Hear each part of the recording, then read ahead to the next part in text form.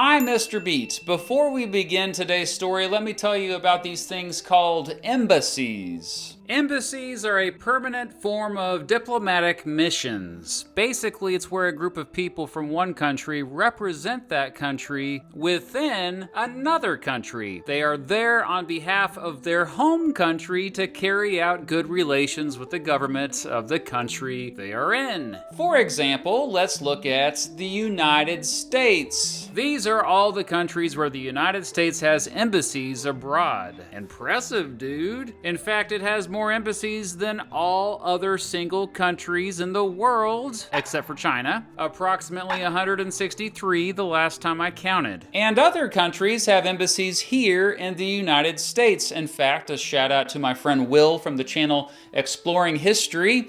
He works at the German embassy in Washington, D.C.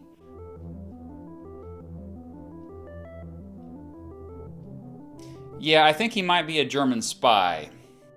Anyway, why am I bringing all of this up? Well, on November 4th, 1979, a bunch of college students attacked and took over the United States Embassy in Iran. They then held 63 Americans hostage. Here's the story of the Iran hostage crisis. Iran is a distant land, halfway around the globe from the United States.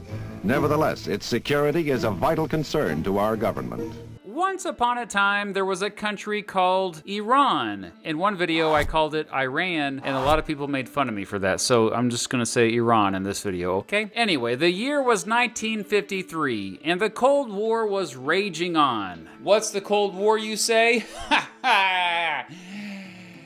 Oh, you don't remember what the Cold War is. Remember, it was so easy my brother could define it, and he did define it for you, but you don't remember that. Okay, I'll go over it again here, don't worry. The Cold War was the state of political hostility that existed between the United States and their allies, and the Soviet Union and their allies from 1945 to 1991. And yes, in 1953, tensions were especially high, and both the United States and the Soviet Union sought to influence Iran to their way of doing things. Know what I mean? Well, the Prime Minister of Iran, a dude named Mohammad Mossadegh, wanted to get rid of foreign corporate control over the country's oil. The British, who made lots of money from Iran's oil, didn't like this so much, so eventually they just decided to overthrow Mossadegh and put someone in power who would let them make money from Iran's oil. The British got the United States government to help them do this. The Eisenhower administration, after all, was worried Iran might fall to communism under Mossadegh's leadership, especially being next door to the Soviet Union and stuff. Oh, and they also liked cheaper oil. So together they helped the locals stage a coup, overthrowing Mossadegh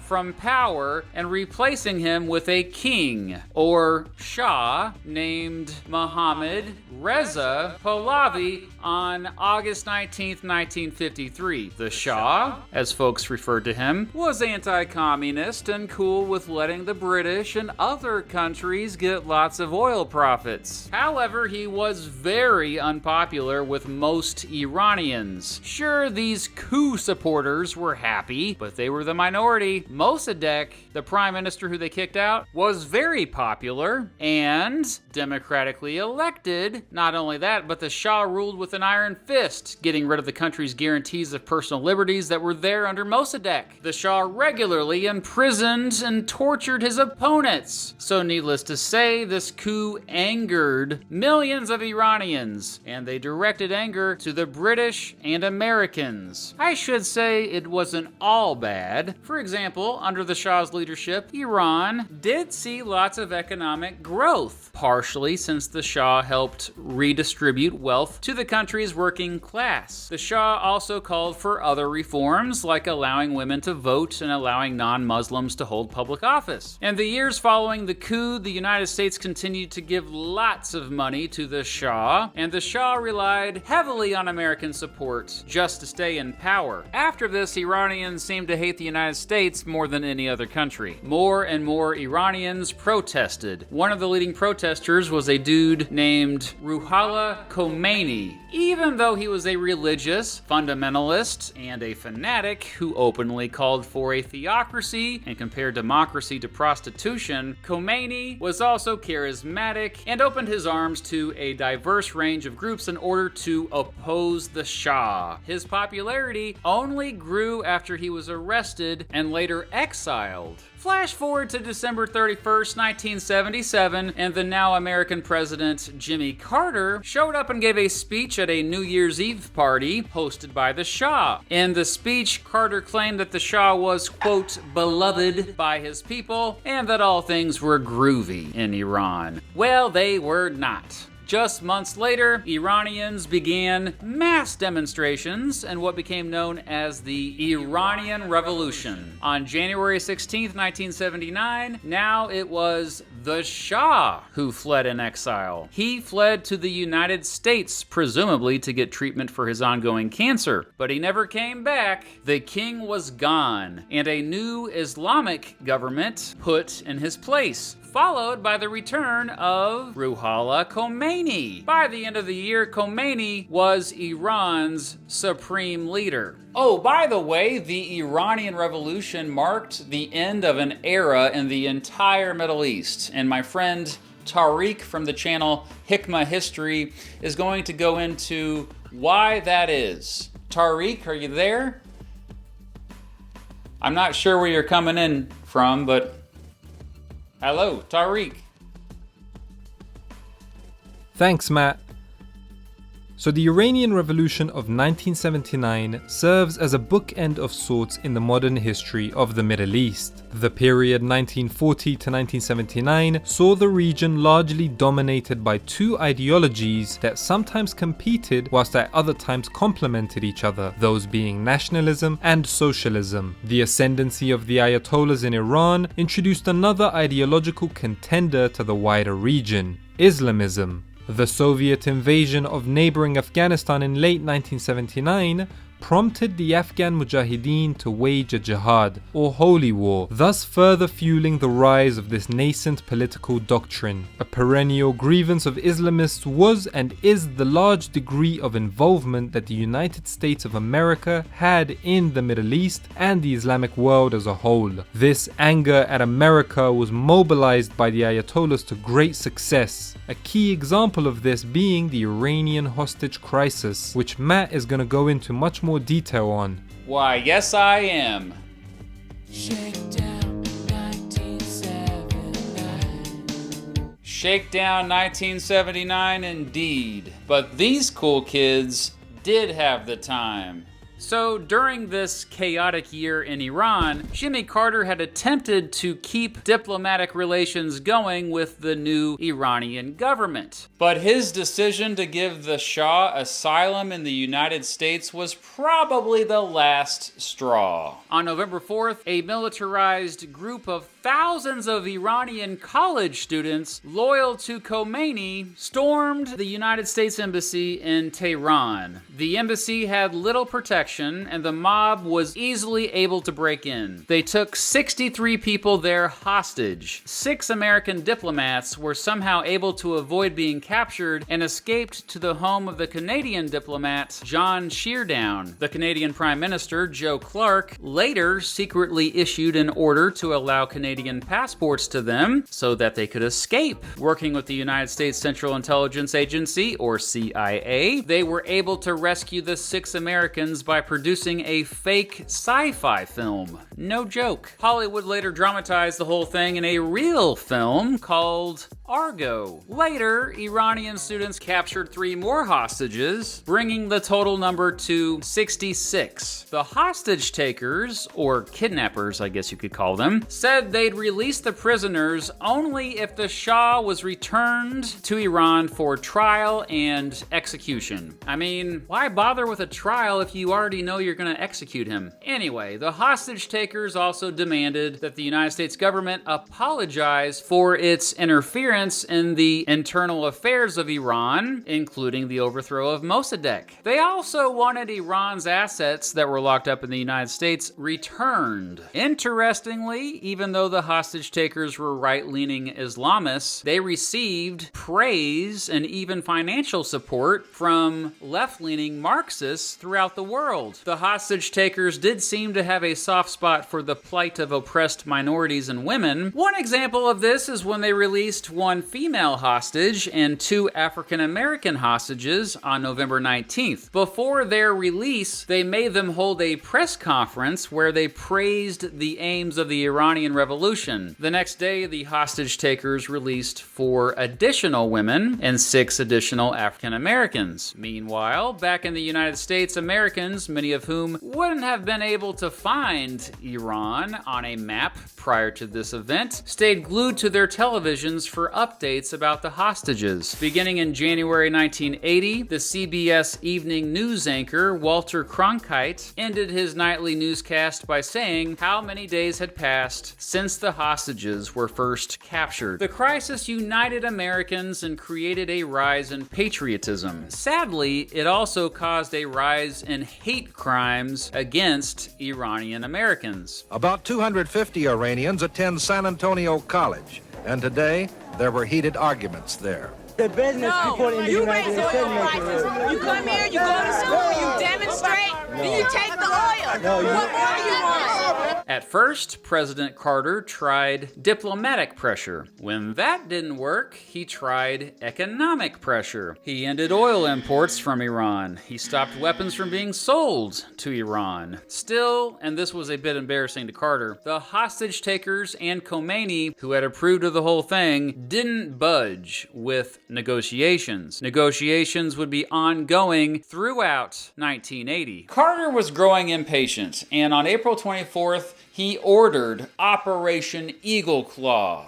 a rescue mission to free the hostages. However, nothing went right on the mission. Helicopters malfunctioned. One got caught in a sandstorm. Another ended up crashing into a transport aircraft, causing 8 servicemen to die. Carter aborted the mission before more damage could be done. His administration later planned a second rescue attempt, but it was never carried out. In response, by the summer of 1980, the hostage takers had moved the hostages to various prisons throughout Tehran to prevent future rescue attempts. They did release another hostage after he became seriously ill. While Iranian propaganda often reported that the hostages were treated well, we later found out that this was definitely not the case. Many were regularly beaten and tortured. Some experienced having their hands bound for weeks at a time. One of the hostages was kept in solitary confinement for 9 months. Another was held in a cell where centipedes apparently crawled across his face when he tried to sleep at night. The hostage takers destroyed mail sent to the hostages, literally burning up Christmas packages sent. Most of it was just threats and psychological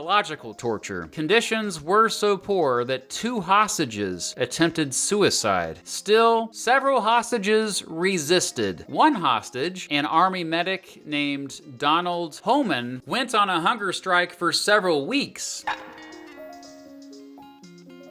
Another, Michael Matrinko, was beaten and kept alone in a freezing cell for repeatedly talking trash about Khomeini. 4 hostages tried to escape after they were caught. The hostage takers put them in solitary confinement. Meanwhile, 1980 was a presidential election year, and the ongoing crisis certainly didn't help Carter's re-election chances. His biggest opponent, Ronald Reagan, seized the moment, sharply criticizing how Carter had handled everything. When election day did come on November 4th, exactly 1 year after the hostages were first captured, Reagan won in a landslide, at least partially due to how Carter had failed to free them. Even though he lost re-election, Carter had kept the negotiations going with the Iranian hostage takers right up until his last day in office. On January 19th, 1981, which was his last day in office, Carter and his administration officially made a deal with Iranian leaders in Algiers, Algeria, of all places, known as the Algiers Accords. The deal called for, number one, the United States to stop intervening politically and militarily in Iranian internal affairs. Number two, the United States would let Iran have its assets and lift its trade restrictions. Number three, an international court would settle future disputes between the two countries. Number four, the United States wouldn't conduct any shady business when transferring the property which belonged to the now former Shah, who by the way had died of cancer in Egypt the previous July. And number five, Iran had to pay off all debts it had to American institutions. And most importantly, Iran would set the hostages free. After 444 days, they were free. As the hostages walked out to the plane that would take them out of Iran, thousands of Iranians showed up to taunt them, shouting things like, "Death to America." When the pilot announced they had flown out of the country, according to the author Mark Bowden, quote, "Freed hostages went wild with happiness, shouting, cheering, crying, clapping, falling into one another's arms." Indeed, several of the hostages would suffer from PTSD for years afterward because of the horrific experience. The next day, huge crowds welcomed them home. It was over. The 4 Air Force planes began landing shortly before noon today, dropping down out of a cloudy sky to a mass of sunshine yellow, tied to nearly everything that stood upright. But just past the official receiving line, the families waited. Fathers, mothers, sons, daughters. And when the doors of the planes opened, the waves of high emotion and pure love swept across the gray concrete runways like a summer storm. You could hear it, you could see it, you could feel it.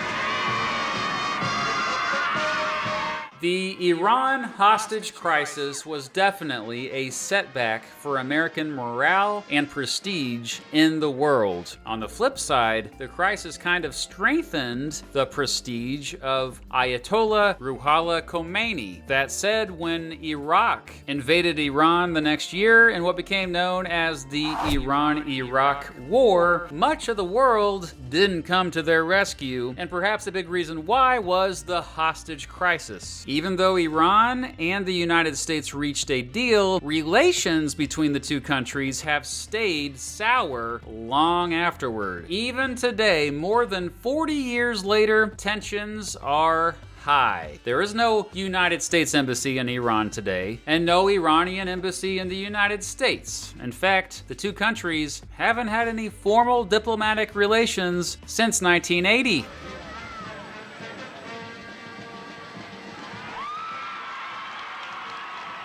Seeing those hostages return home will always have a big impact on me.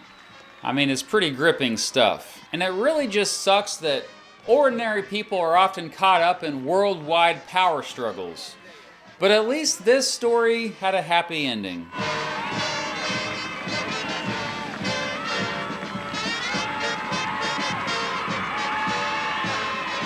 Remember earlier when my friend Tariq interrupted this video to tell you about how the Iranian Revolution marked the end of an era in the Middle East? Well, he just released a video at the same time as this one going into the entire history of the modern Middle East from 1940 to 1979, so check it out. And if you recognize that channel, Hikmah History, it's because Tariq and I have collaborated several times over the past couple years. So if you're not subscribed to his channel yet, please do so. Check out his video. And what do you think?